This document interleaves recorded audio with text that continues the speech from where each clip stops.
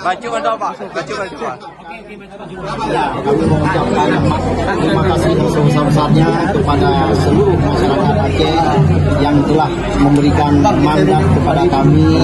Insya Allah mulai hari ini kepercayaan yang telah diberikan oleh masyarakat Aceh akan kami jalankan dengan sebaik mungkin untuk Aceh yang lebih baik ke depan. Terima kasih.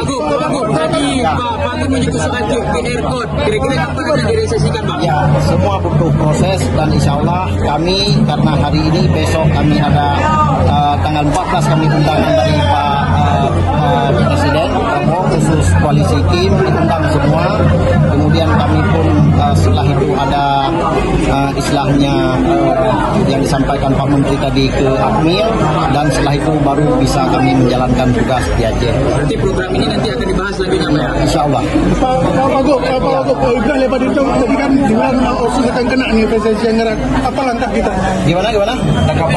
OSIS kita kena. Semua seluruh Indonesia kena.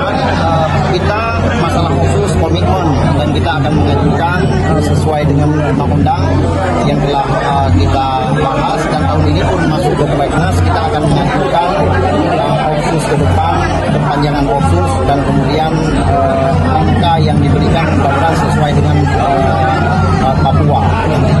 Nilainya kita akan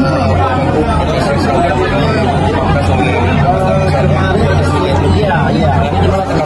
Tahu kami itu efisiensi Aceh juga sekitar 300 ribu ada masalah kita